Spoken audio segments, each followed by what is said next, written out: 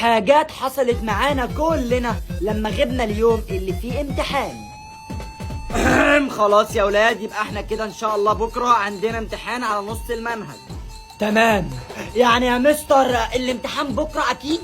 ايوه يا حبيبي، وانا ههزر معاكم ولا ايه؟ تمام، يبقى انا كده اجازه بكره. واد يا خالد، عليكي في المدرسه بكره. ايه؟ لا ده بكره نص اليوم العاب والنص التاني رسم، وبعدين بصي تعبان مش هقدر اروح. طيب خلاص يا عين امك اقعد، بس مفيش مصروف اليوم ده. السلام عليكم يا ولاد، انا استاذ زعفران، هقف عليكم احتياطي عشان مستر بشاميل تعبان واجازه النهارده.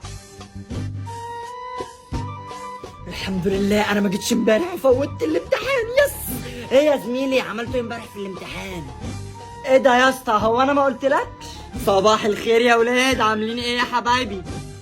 كويسين يا مستر، الف سلامة على حضرتك. في ايه يا اسطى؟ بتقولوا له الف سلامة ليه؟ ياض اصله كان تعبان امبارح وما جاش. نعم. يعني الامتحان اتلغى.